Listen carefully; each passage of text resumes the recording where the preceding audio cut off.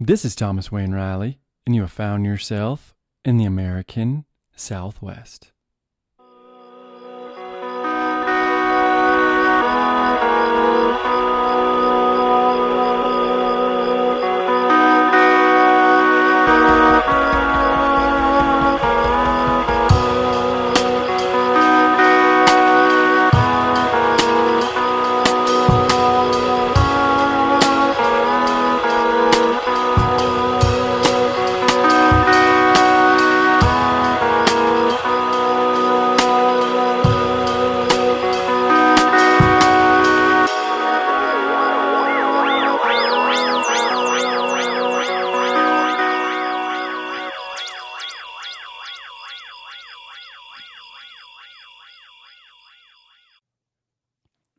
We're good. We're live.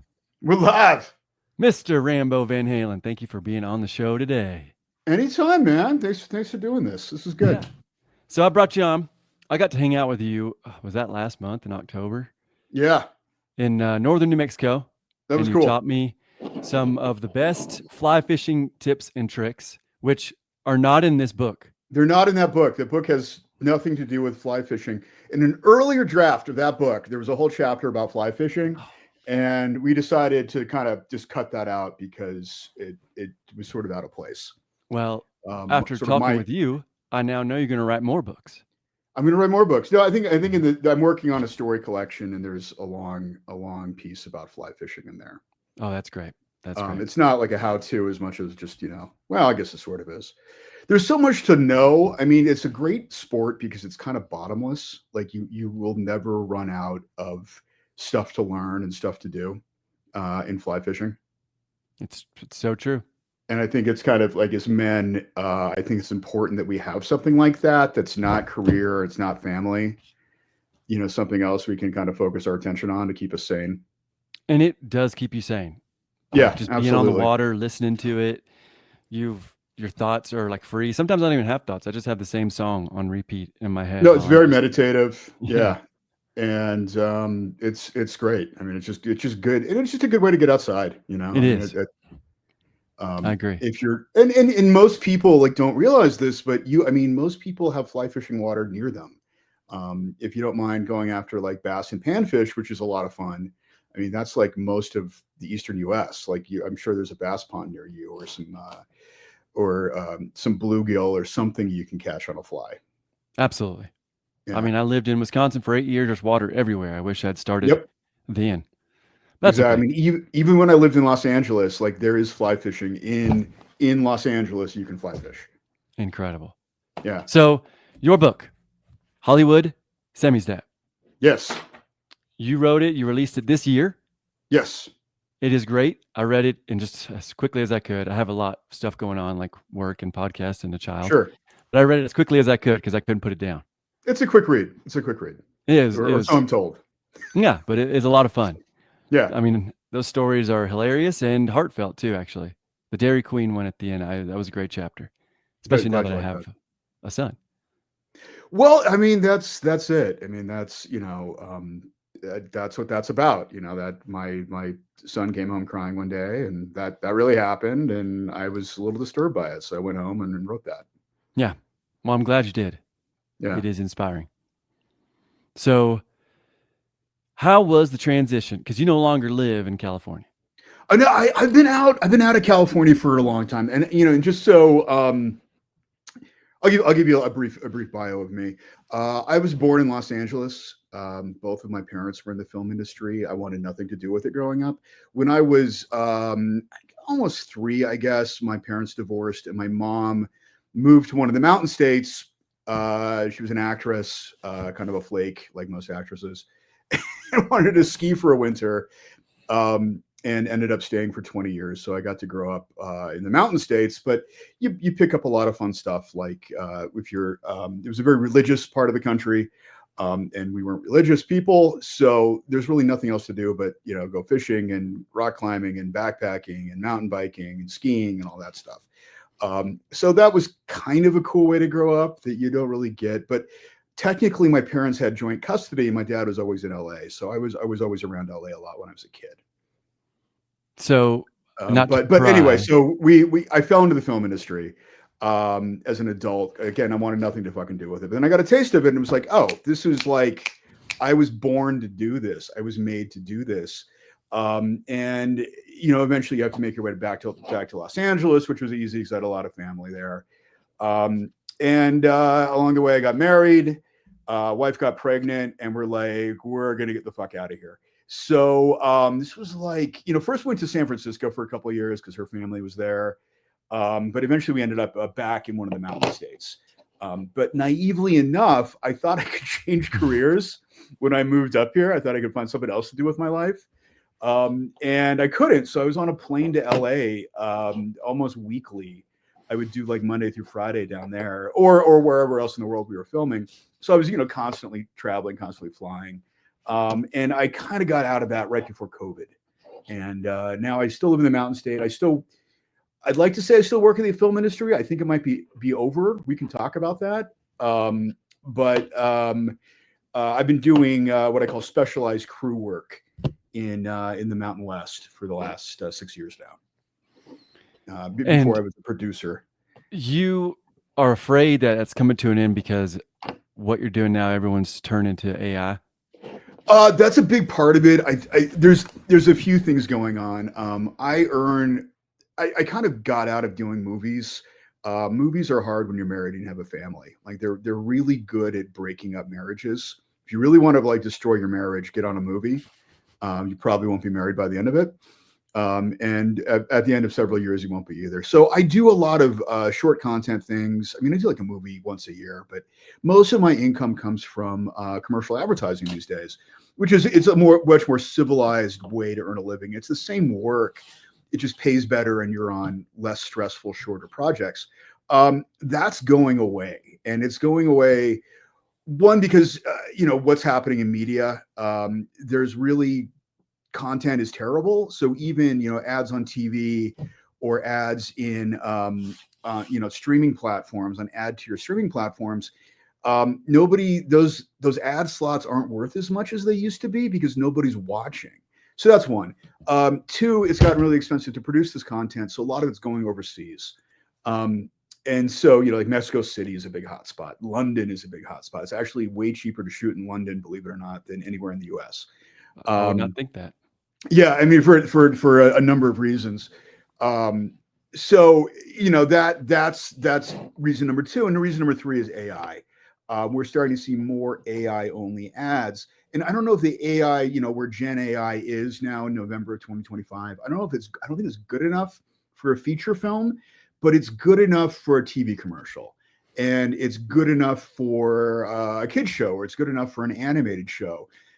If you've seen that Will Stansel show on Twitter, it's pretty good. I mean, there's some weird parts, but it's pretty good. And I think the woman who makes it, I think she's getting what she wants out of the Gen AI.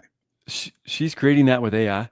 Yeah, that's I all did with not know the that. Sora AI. Yeah, 100%. Wow.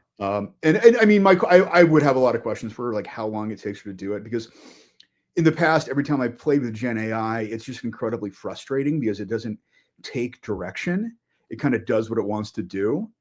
And as soon as they solve that issue of actually being able to understand film direction, when a film director can just type in, I would like, camera to track left, or truck left, right? And when I type that in, what happens? The camera pans. It doesn't.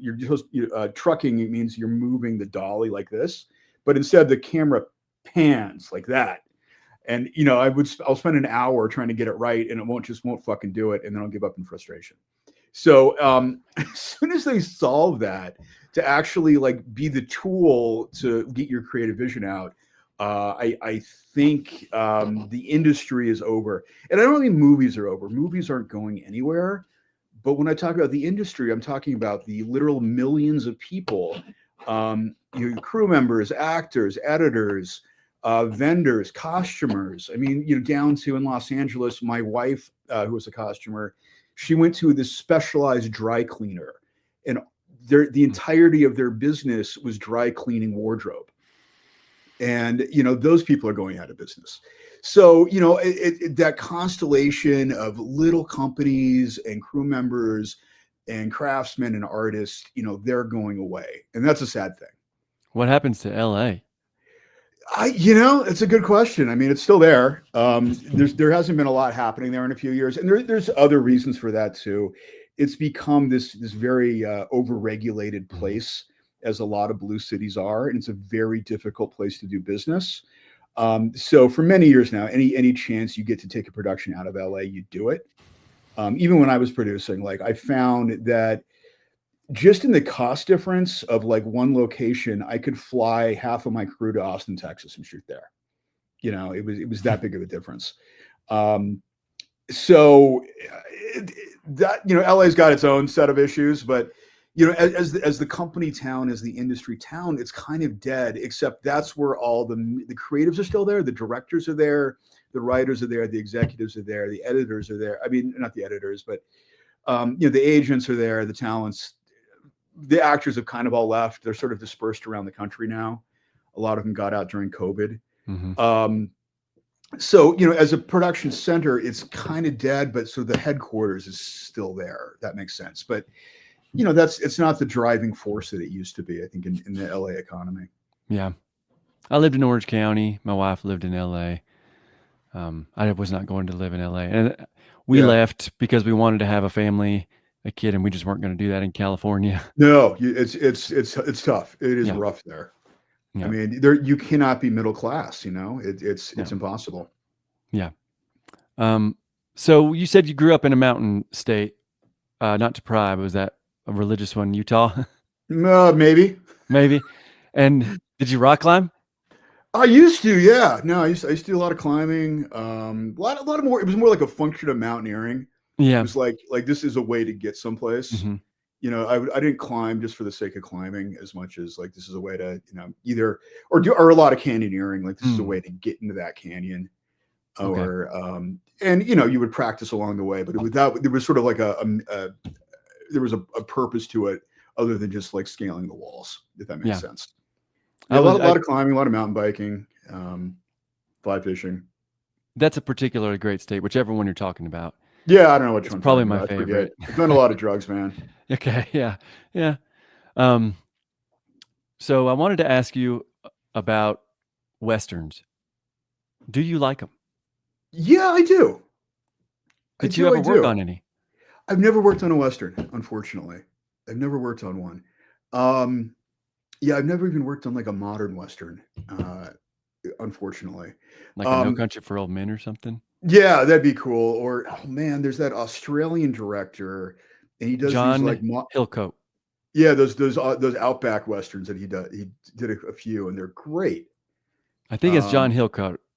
I think that could be correct. It's about he's doing Blood Meridian, actually. Oh, is he? Oh, he did The Proposition. And yeah, what was that one like something road? I forget the names of the films, but they were great. It's about like a half Aboriginal law enforcement guy in Australia. Oh, okay, and just great films. I'm not sure who that is, but yeah, I need to probably watch more Australian films. Yeah, there's some good stuff. There's definitely some good stuff. They've always done good work down there. Not always. It's funny. Foreign films are funny because we only see the best ones. Like they make a lot of shit in Europe. Like most of it's slop, but we only see the good stuff. So we're like, oh, European cinema is so amazing. But now we're only seeing like the best 10. Yeah. I don't even know if I've watched too much European cinema. Yeah, again, I mean, there's good stuff out there. That's kind of sad that I mean, I'll be honest, I haven't gone to the movies much in the past couple of years. Yeah, I mean, nobody has. It's just slop. I did see oh shoot, what's his name? Is Western, the first one, and I really liked that one. It came out last year, and he was supposed to have 4 parts, and he only released the one. Oh, yes, Kevin Costner. Kevin Costner. I didn't see it, so it was good. It was great. It was great. I'll check it actually. Out. It was I'm really so good. suspicious about investing in any movie these days because so many of them just suck. I know. The last movie I saw in the theater was the new Superman, and I wanted my money back. I mean, it was so bad. It was so fucking bad, dude. It was, all I had to do was read about it, and I was like, okay, I'm good. I gave up on comic book movies back during Marvel, and all my friends pressured me to get back into it. So I did Yeah. until that, like the final one 10 years ago, probably by now. And then I just haven't watched one since then. I think they're slop, honestly. Yeah, they are. No, I mean, my kids are into it, and that's the only reason we went, because, Hmm. I've got two teenage boys and they're into that stuff. But even they thought it sucked, Yeah. like nobody thought it was good. And And it's so teenage boys funny. don't think any movie sucks. No, So well, that is it's bad. funny. They do. Like they Okay. do. Like they have their opinions. But they get caught up in like kind of the meta commentary around the Marvel movies and the directors and the actors and the writers. And it's really funny that now like the commentary around movies is probably more popular than the movies themselves. I've never thought of that, but I think you're true. I think you're right. Yeah, I mean, all the articles and YouTube videos and social media posts about movies are probably in aggregate way more popular than the actual movie they're talking about. Get more views and more conversations around that than Yeah, the actual exactly, movie. exactly. Which Have is you ever it's sad, you know. have you ever written a movie? I wrote a couple scripts back in the day. Nothing ever happened with them, unfortunately. They were just kind of dumb comedies, Oh, which they would have been awesome, but yeah. We need more dumb comedies. well, exactly. I mean, if I was going to make if somebody gave me 50 million bucks to make a movie, I would find a dumb comedy, Hmm. and it would be great. Yeah. And I think it would sell. And again, I see what my kids are watching. They really like raunchy teen comedies from the 90s and early 2000s. Like they saw Superbad and were like rolling on the floor laughing. And that movie's like, I think it's pushing 20 years old now. I mean, that movie's like older than them. Don't say that. No, it is. It's true. Man. Yeah, Do they like even make those anymore? McLovin's like 50, man. He I ain't don't think he's that underage old, but anymore. but it's amazing. Like, I think there's a market for this stuff, but nobody wants to make it. And it's a little absurd to me that that's what's going on. Yeah, that is That there's frustrating. $100 bills all over the floor and nobody's picking them up. Is there a cultural reason for that, or I think it's more of a business. Funny, I was just writing about this today about were you aware of Dasha? What's her name? Dasha Navratilova or whatever the fuck her name is. She's like a the blonde Red Scare? Red Scare. Yeah, right. So she got canceled. She did. Uh, she got fired from a movie, and her agent dropped her because she had too many right wing guests on her podcast, apparently. And somebody took issue with that and wrote a letter to her agent, and they decided to can her. Now, I thought that was odd because she was repped by an agency called the Gersh Agency. And in my experience, and again, I stopped producing before COVID, but in my experience working with them, they were kind of like the best place in town to work with. They were, most agencies, you call it up and you if you talk to the agent at a big agency like CAA or something, you get this stressed out gay guy who's on like way too much Adderall and cocaine and just like freaking out. But Gersh, they were always calm and it was always an easy conversation. And we always came to like, a good deal without, a lot of stress and drama. It was really nice working with him. And I think a lot of that came from the owner, this guy, David Gersh, who I had the opportunity to interact with a few times. And I always thought he was a supremely decent man. So that shocked me that Dasha's agency dropped her. For this. And I was telling this to a friend, like, I can't believe, David didn't stand up or say something. And he told me that actually David's not in charge. There's a woman in charge now. And then I did some more digging and I found out that in 2023, David sold the agency. I think he inherited it from his father. I think he took over the business from his dad, who started the business kind of at the end of the studio system during World War II. Could be wrong about that. So, fact check me in the comments. But he wasn't in charge anymore. And now private equity was in charge. So of course they fucking dropped her because, Mhm. what's happened in the industry is that, and, it's not about women, but now there used to be like men who could get things done. And, I called them like big swinging dicks. Like these are guys who could walk into a room and make decisions. And those people are gone. They're out. And it's been replaced by teams of women and gay men who operate in a team dynamic. so that no decision is on anybody in particular. Nobody's taking charge. Everything is made by consensus.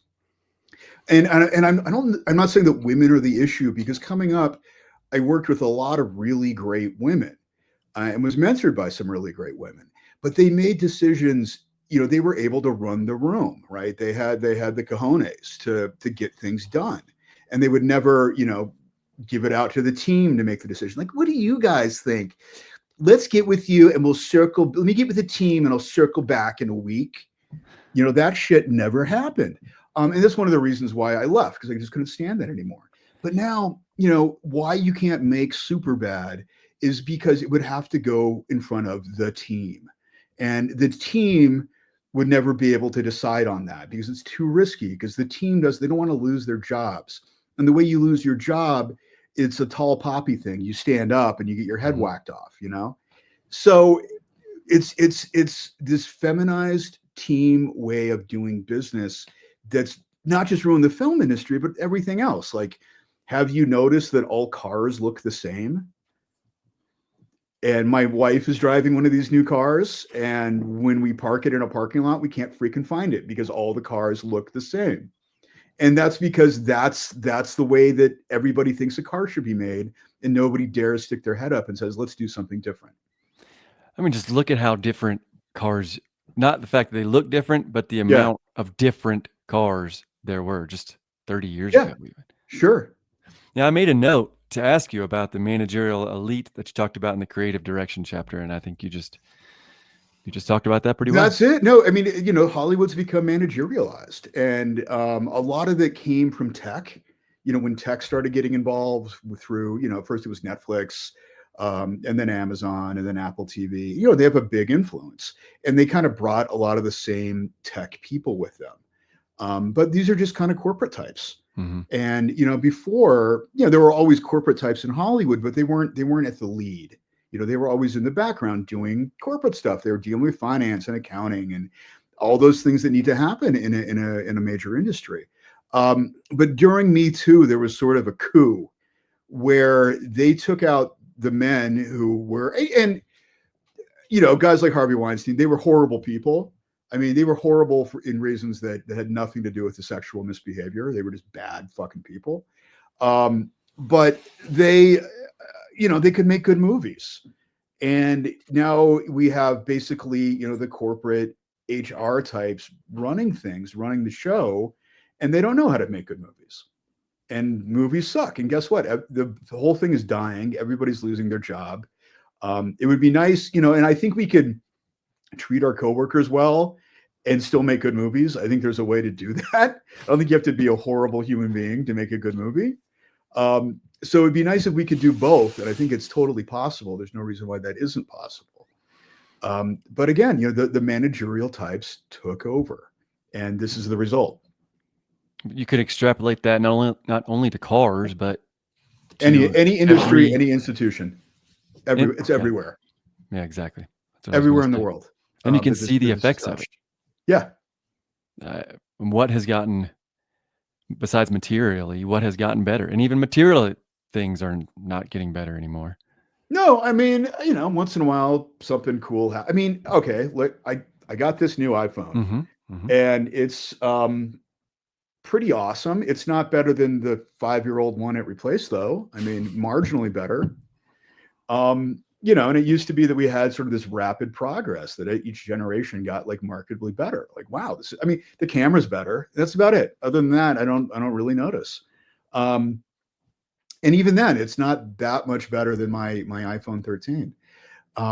So like, what happened? And it's the managerial people. Mm-hmm. Yep, that's what happened. Not to get too back in the weeds, but I would, we had a revolution with FDR, and we're seeing its consequences still. Yep. Absolutely. And this thing is not done yet, unfortunately. Nope. So you mentioned the camera's better. You were down here in my neck of the woods in Taos area taking pictures. Yeah. They were pretty cool. They were pretty cool. Have you always been doing photography?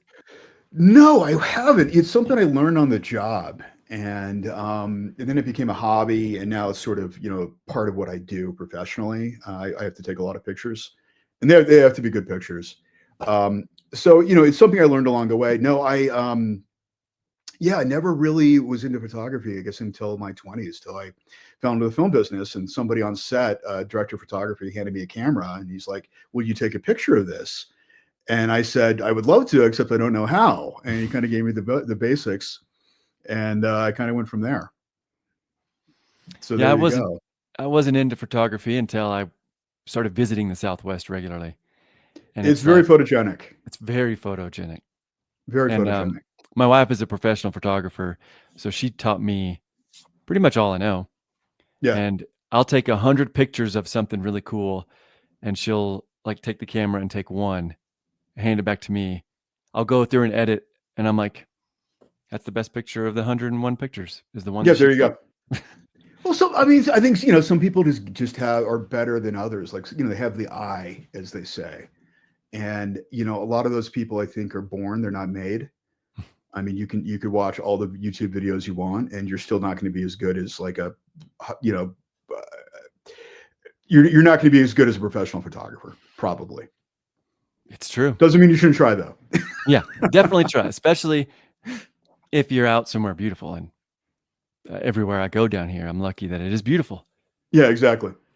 Exactly. And there are, I mean, if you're interested in it, I would say to tell people, well, yeah, there's a lot of really great videos out there to teach you how to do it. During COVID, how I stayed sane is I decided I was going to be the Lightroom ninja. I was going to like get really good at Lightroom. So I would invent little missions for myself. Like let's go like photograph neon, which is really hard to photograph, and or night stuff or sunsets or whatever. And then I'd come back and edit the photos and watch little how-to videos on how to do it quickly. And yeah, it kept me sane. And Yeah. now I'm really good at Lightroom. So there you go. Yeah. I should probably get into some of that stuff too. Yeah, Actually, that'd be a smart idea. yeah. It's kind of where the magic happens. That's you can save a bad photo sometimes. I've been told that. Yeah, I haven't, but my wife does. She does it for me. yeah. There you go. Good. Well, see, you don't need to learn. You got the wife. Yeah. Yeah, exactly. A lot Yeah. cheaper that way. Yeah. It is. So, you traveled a lot to make your movies, right? I did. Yeah, yeah. Where was your Went all favorite over the. place you traveled to? Oh man, there's so many great places. I always like shooting in New Orleans. That's just awesome town. Um, but just like weird, out of the way places that you just wouldn't normally go. Actually, I was going to ask you about this. I've actually shot at Vermejo a couple times. Okay. I know you just did a podcast series about that, about the Lincoln County War, Oh, yeah, yeah. I and which did. I sadly haven't listened to yet, but which I need to because it's a fascinating place. I mean, that's one Yeah. of my favorite places. I love going back there. Yeah. That is a very cool spot.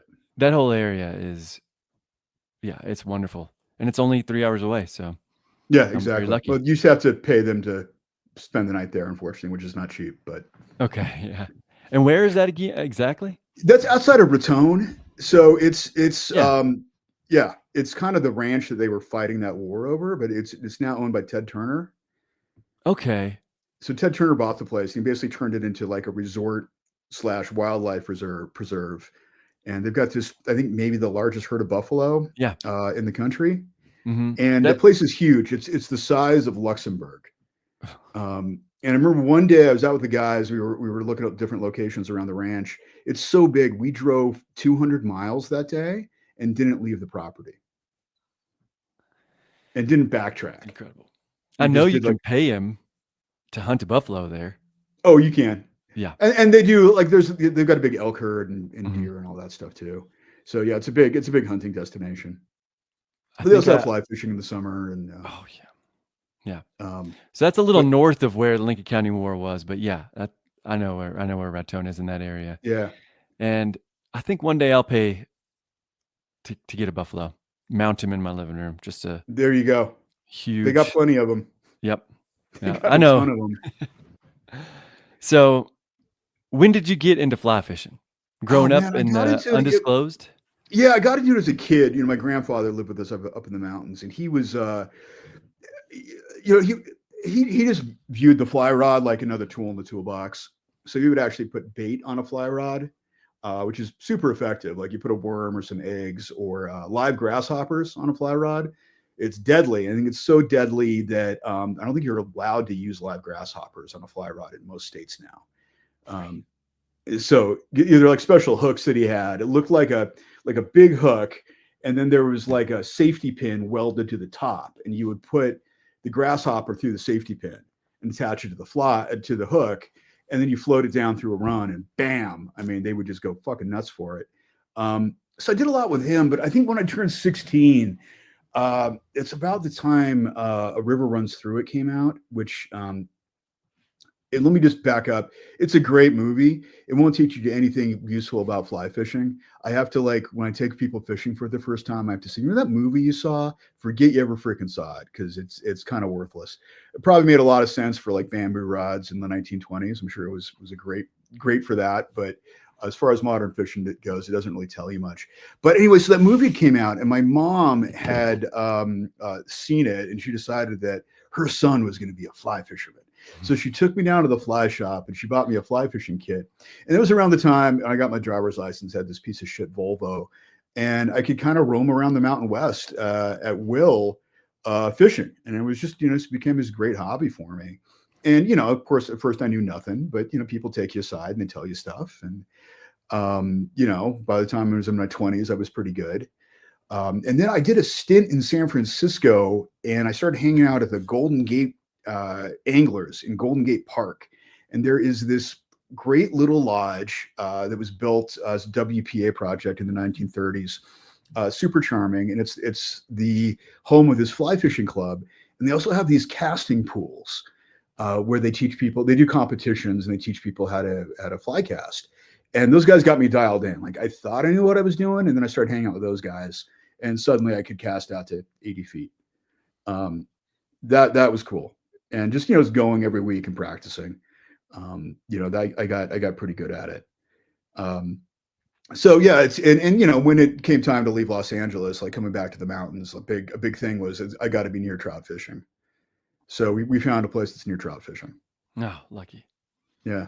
I got to drive like an hour and 45 minutes to my spot, but it's a beautiful drive. So yeah, I love it. And I remember, I think you like tweeted out a story that you would fish on the coast or like in the San Francisco Bay.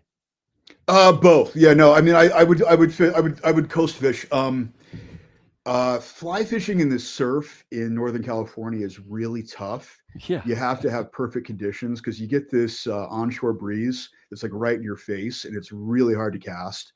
So I'd usually use like a traditional surf rod when I was doing that. But there was a spot in the bay that I'd go get stripers right under the Golden Gate Bridge. That was freaking cool. And stripers are good eating too. I mean, it's very good food, as well as being like huge fish that are fun to catch. But yeah, I do a lot of that. California Delta is really great. A lot of people don't even know that it exists. Have you ever heard of the California Delta? I have not. It's gigantic. It's where all the rivers in Central California kind of delta, and it's this huge, all these inland waterways and swamps and marshes. There's some excellent like brackish water fishing in there. It's a very, very cool spot. And and again, it's huge. It's a huge area, and even people in the Bay Area don't know it's there, even though it's kind of right next door. Yeah, I lived there for a year and a half in Orange County, and the final month we lived there, my wife and I took a week-long vacation from Orange County. We went to the Yosemite. Yep, sure. And then that was awesome. Then from Yosemite, we drove across to San Francisco. We skipped it, and then we just stayed along the coast in the redwoods. And I was very frustrated because we waited until right before we moved to do that, and it was like the best part of California. It's pretty cool up there. It's really cool. So, I mean, as far as trout fishing goes, I like the area around Mount Shasta, Mount Lassen, Redding. Really good fishing up there. On the Sacramento and the Fall and the Pit is like the sketchiest river I've ever fished, but it's kind of worth it because there's huge fish in there. It's a crazy freaking river. So many people have drowned in there. It's it's like really steep. There's a lot of Mm. water, and it's got this really steep gradient. It comes to this canyon, where there's these giant boulders in it. So you can kind of there's like pockets behind the Mhm. boulders if you can get in. But just getting into the water, it's like 30 minutes just to get in the water without getting swept away. And then you get set up and you're in a spot and you figure out what's going on and you'll get a fish. But then if you want to move, the next boulder up, it's a totally different microclimate and there's a totally different hatch going on. So you have to figure it out. And it can just be nightmarish, but if you figure it out, it's freaking cool. It's a super cool place. But that's part of the fun is figuring it out. Yeah, totally. And it's a workout too. Like Yeah. like in, Oh, in yeah. fast water like that. It's just crazy. And a lot of guys. I had I would wear inflatable life vest for fishing the pit. That was kind of standard. Man, Yeah. we don't have anything like that here in New Mexico, I don't think. No, you don't. No. There's nothing like that in New Mexico. Maybe below some dam somewhere. I don't know. You think? Yeah. I don't know. Maybe I don't. I've never fished the San Juan. I'd like to fish that tailwater section of the San Juan Mhm. someday. Yeah, there is the Navajo Dam up there, Navajo Lake. But the I think problem the problem with rivers like that is like once they get that gold medal trout designation, um, then it just turns into a shit show Mhm. because everybody wants to fish it, Mhm. and it just attracts like way too many people, Yep. and it's kind of a problem. So I kind of cringe every time I hear that, like, oh, gold medal water. Ugh, I know. don't want to go I'm near it. taking, my Old Glory Club guys up to the San Juan on the first weekend of December. All right, We're cool, gonna camp, and I think they're all well, most of them are getting fly rods, they don't have one already, and we're gonna teach them a little bit. nice. I'm not gonna be able to teach them much, but my buddy is. I can teach him what you taught me. Yeah, I would get a longer rod. Your rods are too short. You're gonna need Yeah, I know. to nymph. So I'd, Yeah. I'd get like at least a 9 foot rod. Yep. I Uh, have the 9 foot, but or you- yeah. I yeah, mostly I'd, use I'd a get 6, 9 foot but 4 weight. Yeah, or 9 foot 4 or 5 weight. I think you'd be pretty mhm. happy with that up there. Yeah. And if you don't, you can probably rent one from the local fly shop. I don't need to rent, I need to buy it. I need to own it. I need You like got a to own all wall the stuff. full yeah. I've got way too many rods, man. Yeah. This so either the day before or the day after Thanksgiving, my parents came down from Wisconsin. They're staying in. They have a house in Corrales in Albuquerque, and they're Okay, staying here until December. And either the Wednesday before or Friday after Thanksgiving, I'm taking he and my nephew and my brother-in-law, my father, and all them over to where I fish, and I'm going to teach them. So I'm excited. nice, Hopefully, awesome. it's not snowing, but I'm excited. Is it You- a tailwater? Is it a freestone? What This is is it the below? Pecos River. But is it So below a dam though, or is it? I don't know. I fished the Pecos near Pecos, like upstream from Pecos. yeah, I so we'll fished probably that go part. about 15 minutes north of the town of Pecos. Okay, yeah, I know that stretch. I mean, my concern would be the water's too cold. Um, the great thing about tailwaters below dams is that the water stays at a constant temperature all year, Mhm. so the fish stay active. But in a lot of places, when the water gets too cold, the fish kind of go dormant until it warms up again. That's a good point. Yeah, but if it's warm enough, I say do it. I asked a guy in Santa Fe at a fly shop, and he said, up until Thanksgiving, the fish are biting. All right, cool. So if we go on Well, Black Friday, they're just not going to be biting because they know that it was Thanksgiving, so they're yeah, going to. exactly. Yeah, you'll be fine. You'll be Yeah, totally fine then. If the yeah, guy at the fly, and that's like what I tell people. Like you got to talk to the guys at the fly shop. Like they're mhm, there to help you. They want you to catch fish. yeah. So recently, you were asked to fly in a helicopter around the mountains and Yeah, look I think I for got out of that. location. You I did? think I got out of that. Thankfully, I was like kind of waffling on it, and uh, the creatives kind of changed their mind about what they wanted, so I don't need to do it anymore. Bad news is I'm not working, but the good Yeah. news is, helicopters scare the shit out of me, dude. I mean, I've known too many people who've gone down, Oh, and can I tell you a story? yeah. All right, so okay, so right after we got married, my wife and I we took a trip to Kauai, and an army buddy of my father-in-law was there, and he flew helicopter tours. And they fly along the Nepali coast, and it's beautiful, and it's an awesome little tourist flight. Not something I would normally pay for, but my father-in-law's buddy hooked us up. He took us up for free. So we do this awesome trip, and he was just like the best pilot, like so confident and so professional. So we take him to lunch afterwards, and we kind of get his life story. Vietnam veteran. He said he was the first guy in at Hamburger Hill. Flew like I don't know, like 3 or 4 tours in Vietnam. Then he gets back and he was one of the first life flight pilots flying. Yeah, right. Which is also kind of crazy flying. Did that, retired from that, moved to Hawaii, and then he was flying these tourist flights, right? And it was just sort of his retirement. He would just loved to fly, and he was able to do it. And he said there were apparently he had more hours than any other pilot in the United States, right? Okay, cool guy, had a great time with him. 2 weeks later, he goes up with some German tourists, and something happened, and they went down and all died. Oh no. And so I'm like, okay, if that guy can freaking die in a helicopter, anybody can. Yeah. And It's a little that sketch. freaked me out. That Yeah. really freaked me out. And I've seen them go down before. Back before drones, we used to use them more often for production. Drones have kind of taken away most of that. But the places they wanted me to go, wanted to access these really high peaks in an area I don't want to discuss. And they wanted to see what it looked like. And the only way to get there practically, I mean, you could climb for days or you could take a helicopter.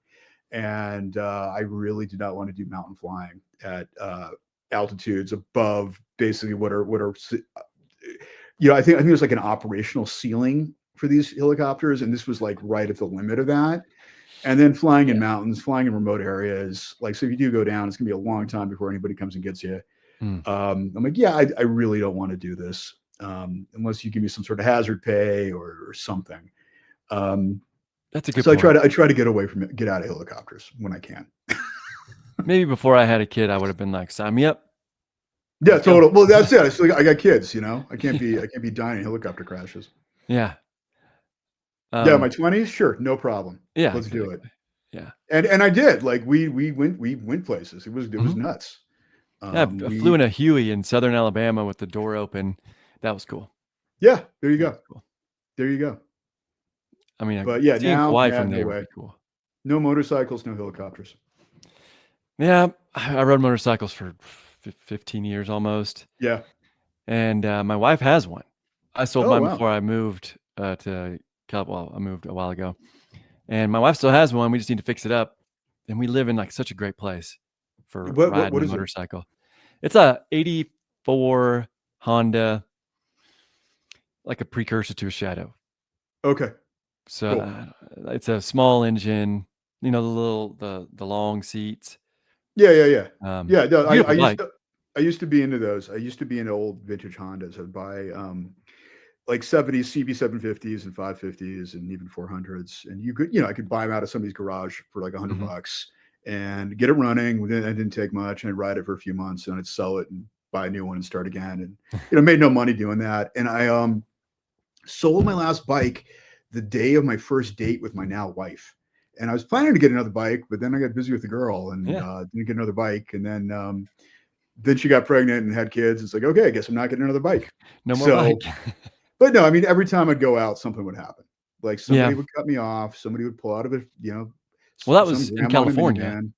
In California, absolutely. Now, if I got back into it, I'd want like an enduro bike or dirt bike or something like that. I think that's safer. Yeah, it's California's a nightmare to drive in, first of all. Too many Yeah, people, A. But out here, I mean, there are places where I could drive for an hour and a half and not see another car. yeah, that's So cool. That's that'd be something. pretty nice. Yeah, But You- inevitably, it'll break down. I mean, I've had to hitchhike because I ran out of gas on my bike right, twice. So right. it's a good way to see the country, I guess. You meet the nicest people when that happens. Yeah. Yeah, the first guy that picked me up to go to the gas station was like a Jamaican truck driver, and he asked to borrow my cell phone, and then he just talked the entire drive, got to the gas station, hung up, gave me the phone back, and then just drove off, and I was like, "That was easy."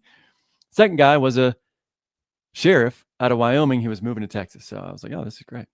Yeah, I should easy, hitchhike cool. more often." Yeah, right. Yeah. No, I don't know. Yeah, if Not somebody's broken down, I'll pick them up. The last like hitchhiker I picked up, he stole my gloves. no way. And yeah, I was fucking pissed. Like, motherfucker, give you a ride. And you stole my I gloves. know. I hitchhiked a guy in southern Arizona on the border of Mexico. He was gonna do the Arizona Trail. His name was Butterfly.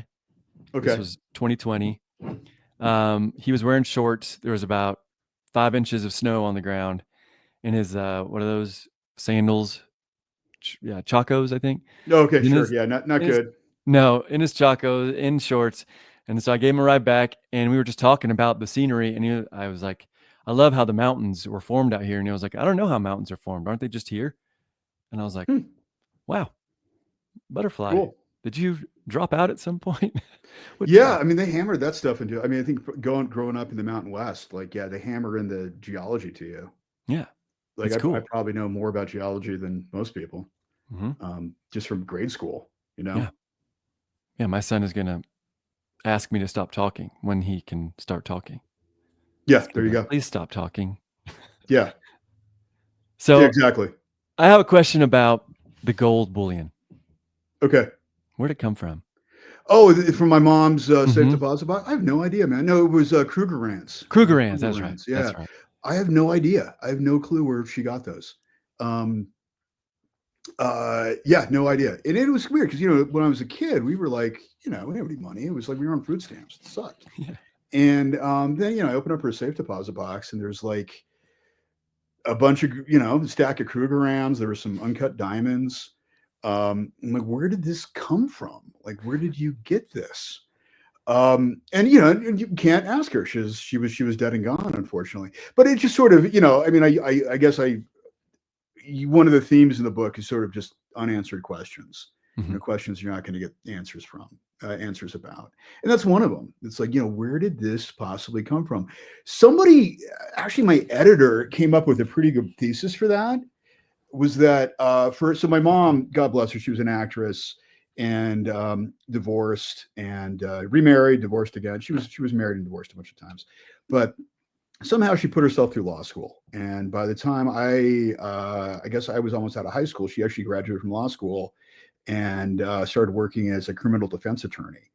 And my editor said that he knew a criminal defense attorney whose clients would pay him and stuff like that.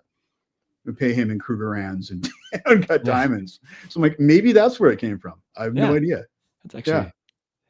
I should have but prefaced that question with everyone needs to pick up the book and read it everybody needs to pick up the book and read it, and you can figure out. because Let me it know in the is. comments. Yeah, it is a Hit the great like book. button right there. Yep. And Um, also, your family story is wild. Your yeah, I kind parents. of have a weird family. Um, it's kind of crazy. Yeah, no, I don't even know where to start with it. There's a lot. My father was involved in the entertainment industry, and he kind of got up. He was a lawyer, World War II generation. He kind of made it to Hollywood right when the studio system was breaking up, and actors suddenly needed representation. Because before that, they were sort of indentured servants to the studios. But suddenly, they were sort of independent entities. And he kind of became an entertainment lawyer, maybe one of the first ones. So he kind of had this kind of wild, charmed life. My mom was his second wife, and that didn't last long. And he left her for someone who was even younger. She was like 30 years younger than him, and he left her for someone this my stepmother who was 19 when they got married, a 19-year-old model, and he was like in his 70s at this point. And yeah, kind of wild. And boy, I don't even know where to go with this. Maybe you should just read the book. Mm-hmm. But it was Definitely. a weird way to grow up, and then again, my father in Beverly Hills, I'd fly down to see him, and it was sort of one lifestyle. And then with my mother in the mountains on food stamps was a totally different lifestyle. And very odd way to grow up, a very odd way to see both of those worlds. Um, it really, I think, changed my perspective on things, on the world. Just the difference in people and difference in everything that maybe if I had not had the dad in Beverly Hills, I wouldn't have known there was a bigger world out there. Or maybe I would have found that on my own. Who knows? It's hard to say. Would have married you a But nice Mormon girl. yeah, married. Yeah, exactly.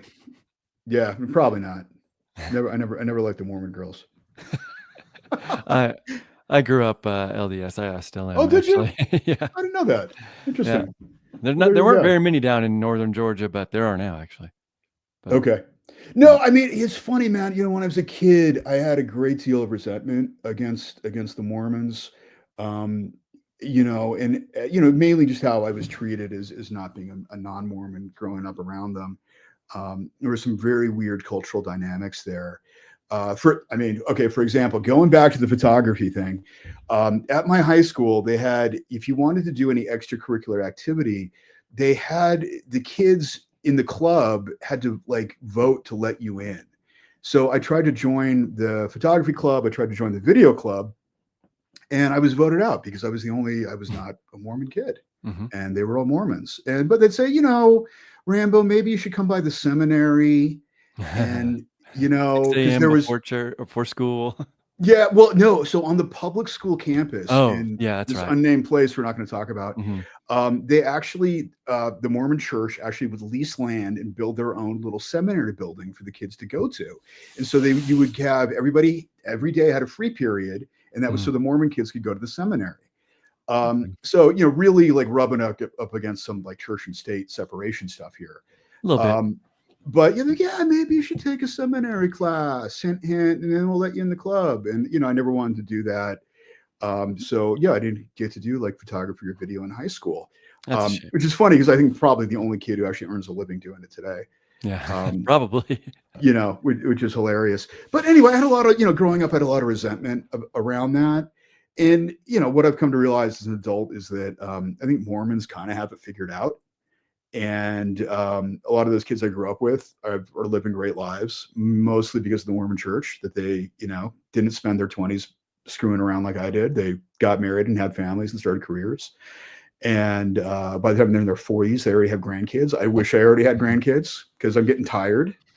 Yeah. And that was a good thing. And, and what I just came to realize is that they're just flawed people like the rest of us, like me, Mm-hmm. not that different.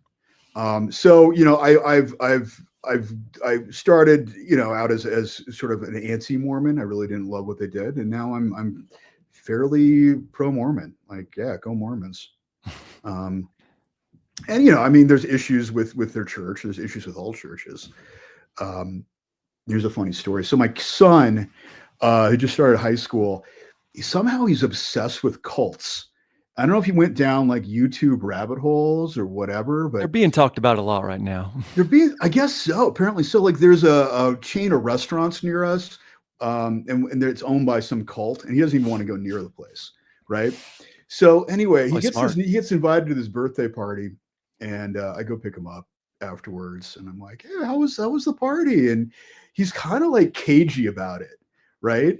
And So now you got to ask and more questions. I'm asking more questions. Finally, when we get home, we're pulling to the driveway. He's like, Dad, they're Mormons. And I'm like, buddy, there's nothing wrong with Mormons, dude. He's like, no, you don't understand. They're a cult. I saw this video about Mormons and the Freemasons and no, I don't know. I don't know what he thought, but I'm like, dude, it's okay. You can have a Mormon friend. It's fine. Go, you can even go. They're going to invite you to go to church. Go to church with them. Just do it. Nothing Yeah. wrong with it, man. So we had to have that little talk, but I think he was worried about, we have a pretty secular household here. We don't really talk about religion or do a lot of religious stuff. We do, I'm Jewish, my wife's not. We do a little of each at the holidays, and never go to any kind of church or synagogue. So I don't know. Yeah, Mormon. Yeah, if my kid ended up a Mormon, whatever, I'd be okay with that. Yep. So just save me some Jello. Save me the good Jello with the carrot shreds in it. Casserole. Mm-hmm. Casserole, all that good stuff. Mm-hmm. Yeah, I grew up in northern Georgia. There were not a lot. We had to Yeah. go to seminary before high school. So, Okay. as children, get there like 6:20 in the morning. Oh wow. We called Mormons who lived in Utah, Utards, because they were so different than outside of Utah. Well, outside of Utah, just another church. Yeah. Yeah. And then in Utah, I think there's a danger in religions having political power because you get weird stuff starts happening. As my And father that's said, he's like, in Utah, your boss, your coworker, your judge, your sheriff, the mayor, they're all Mormon. So they're all Mormon. Yep.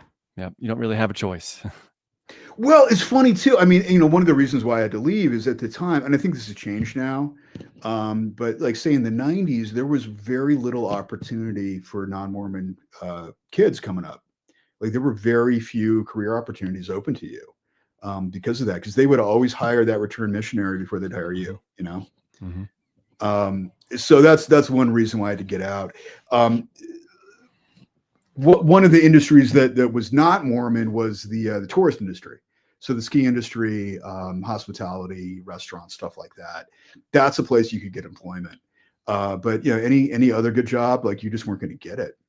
And you Um, worked at a ski lift, right? On a ski yeah, lift? I Or was when I dropped out of college, I became a ski lift mechanic, and then I built ski lifts I did that for like 6 years, 5 6 years. Um, which I just thought I would get a lot of skiing done. But by the end of like 5 years, like the last place I wanted to be on my day off was back at the ski resort. So I ended up doing very little skiing and just a lot of working for low pay. do you still ski today? I don't. I gave it up. My body's kind of brutalized from everything I did in my teens and my 20s, like all the mountain biking and all the Mhm. skiing and hucking the cliffs, and I'm just paying for it now. So I'm just in a lot of pain when I go. So I like Yeah. I like low impact things. In the winter, I just go snowshoeing. Yeah. Just I've because only done that which is once. just it's just hiking. You're just Mhm. hiking. Yeah, but Mhm. you're doing it in the snow. That's all it is. And it's easy on your joints. Nobody crashes into a tree when they're snowshoeing. Do your kids do any winter sports? They don't. It's gotten really expensive. I mean, What it's like has it? obscenely expensive to do that. So that's one thing that keeps us out. Also, the time commitment. Where I grew up was a lot more accessible than where we live now. Now we got to brave traffic and go drive 2 3 hours to go skiing. Yeah. Um, or I can just drive in my local mountain and park and start walking on my snowshoes. Mhm. A lot easier. A lot easier. Just a good, it's a good way to just get out in the winter, Mhm. so you're not cooped up inside. I never skied. I never snowboarded in northern Georgia. Moved to Wisconsin. They have mountains. Yeah, sure. They're just hills They're big enough to and ski on, though. I big enough mean, to ski on. yeah. And I went and I didn't want to ski, so I rented a snowboard because I know I can Okay. wakeboard. I can Sure. wakeboard just fine. Turns out snowboarding is a lot like wakeboarding, except for when you want to stop on the water, you just let go of the rope Right. and then you slow down and sink. Yep. So I could get up and I was turning and it was just fantastic. Oh, And I was cool. getting towards the bottom and I was like, I don't know how to stop. Oh, whoops. And so I just tucked and rolled and and I did that all day for like 6 hours. I just tucked Wow. and rolled. And my last ski or snowboard, I was like, I went on the black diamond, you know, not Yeah. really a black diamond, but I was like, I'm doing it. And I was going so fast and the bottom was coming so quickly. I tucked and rolled and I landed right on my butt bone. I couldn't Ow. sit for days. And I've Ow. never snowboarded again. Oh, you should try it again, man. I mean, just Yeah. maybe take a lesson. But Well, I'm looking at the back of the Sandia Mountains right now. We can see okay. from our house, and about 25-minute drive is the Sandia Ski Resort. Okay. And I'm debating on whether to introduce my 6-month-old eventually to it. Well, I mean, the time to do it is when like they've got, like about 3 years old is the right Okay. time, 3 or 3.5, and it's very slow. But you want to, especially skiing is like a very unnatural thing because what you have to do when you're skiing, and I've snowboarded. I've never really been a snowboarder. I was more of a skier.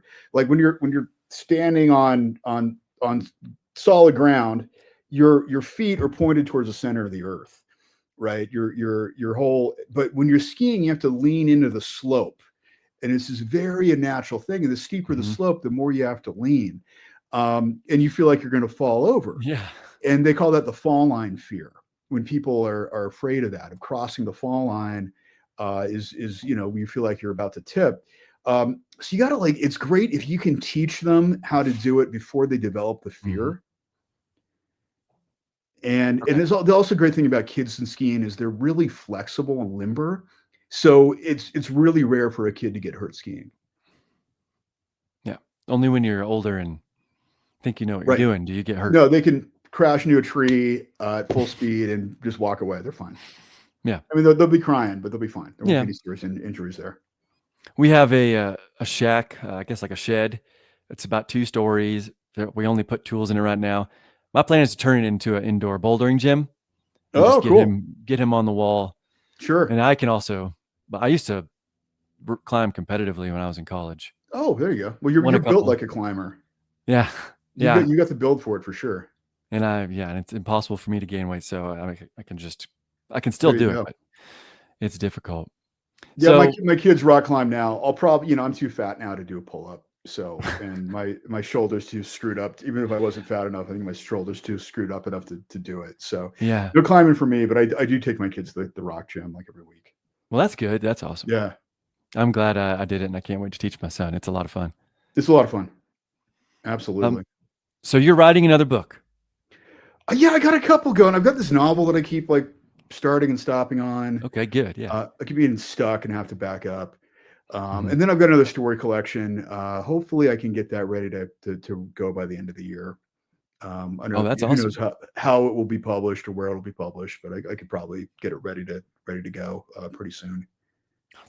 Good. Yeah, so Good. that's good. I like this writing thing. It's funny. Never thought I'd actually write a book in life, but I did it. And once I did one, it's like, Mhm. oh, I can do this now. And just keep going. Just keep going. I don't want to say it's easy, but I do enjoy doing it. Yeah, I've been writing one for 10 years, and I'm almost done. Excellent. Almost Can't wait done. to read it. Yeah. Um, Can't wait to read it. today, before this interview, Passage Press messaged me on Twitter, just a GM. Yeah. Never done that before. And I said, "Is this the answer to my prayers? Are you going to publish my novel?" And he's like, "No, I don't do editing. I just want to know if you have some swag because you're going on with Rambo." Yeah. I told them we were doing this, and Yeah, I was like, they "Of course like I to do." send people stuff when you host podcasts with us. So Okay, good. Yeah. Uh, man, I loved having you on. Loved meeting yeah, you in thanks, man. person. Great green chili cheeseburger. Taught me how The to best. roll cast. Um, we went to the Cimarron River and he taught me some awesome stuff. The fish were everywhere. It was insane. I Yeah. caught two. And then as I was leaving, I was loading up my truck. A guy pulled in and he was like shaking visibly. It's just this random guy. And he was like trying to get his stuff together. And I was like, "Hey man." And he's like, "Go look over there. There are hundreds of trout just sitting in that pond." And I was like, "Okay." I went down, hundreds, Wow. Yeah. just sitting there. And I was like, wow, I could have caught 15 today if I'd have Yeah. walked 30 yards up the river. Yeah. Well, I mean, live and Yeah, learn. exactly. I still had a Yeah. good time. Yeah. But Exactly. thank you for coming Next on with me time. today. Next time we get Yeah, 100 fish. yeah, we're gonna meet up again. Everyone, purchase, read, enjoy. Thank you, sir. You're very welcome. Thanks for having me, sir. Next time.